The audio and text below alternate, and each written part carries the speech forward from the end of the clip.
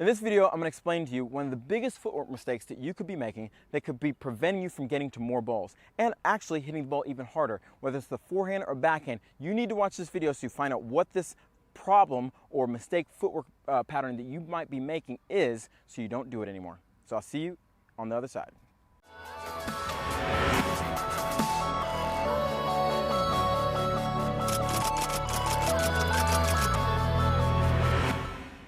So if you're thinking, what is this mistake that I might be making with my footwork that is causing me to maybe not be able to get to the ball, maybe not be able to hit the ball as hard as I want, maybe causes me to lose my balance? Well, the mistake is how you move on your first step, okay? I call it outside foot movement, okay? Outside foot movement.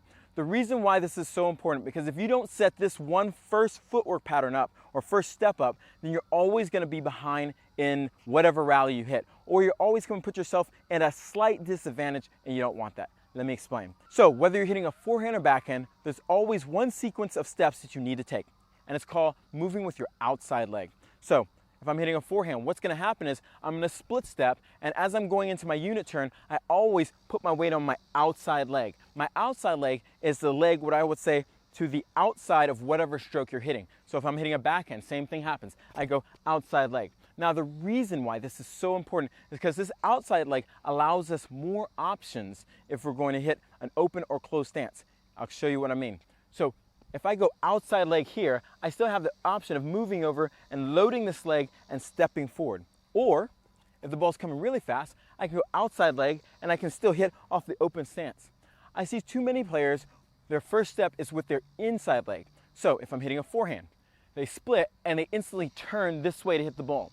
Now the problem with this is, if you look at the way I'm stepping, my heel to toe is going this way. So my power, my transfer of power is going in that direction. But the court's this direction, so that's a major problem. There's no alignment there. Compared to if I go outside leg, even with the open stance, I can use my weight and push slightly forward, even with the open. Or I can go outside leg, then transfer my weight inside the court, okay? The other problem with this is movement, okay? So if the ball's coming fast, and let's say it might be a windy day, and I step across like this, and guess what?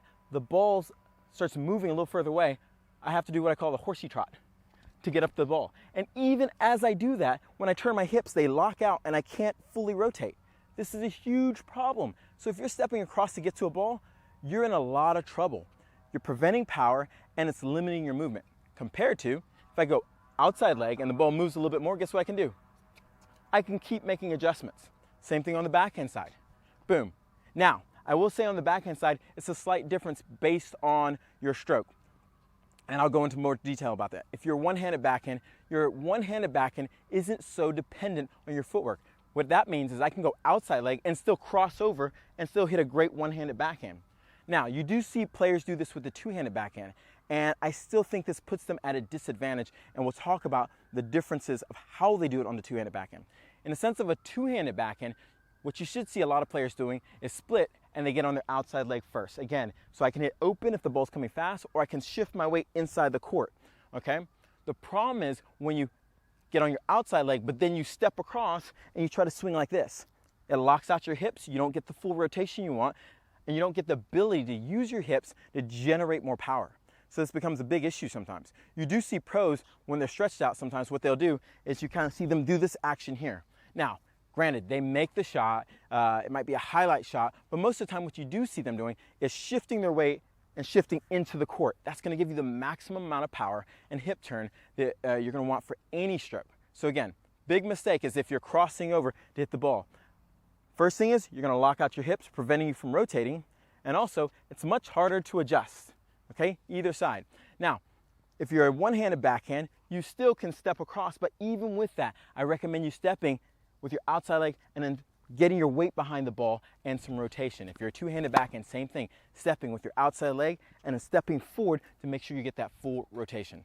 So this is Kevin Garlington at TotalTennisDomination.com. I hope you've enjoyed this video. I hope you've got something out of it, that you're not going to go out and use these incorrect footwork patterns that might be taking power away from you, might be putting you in a bad position.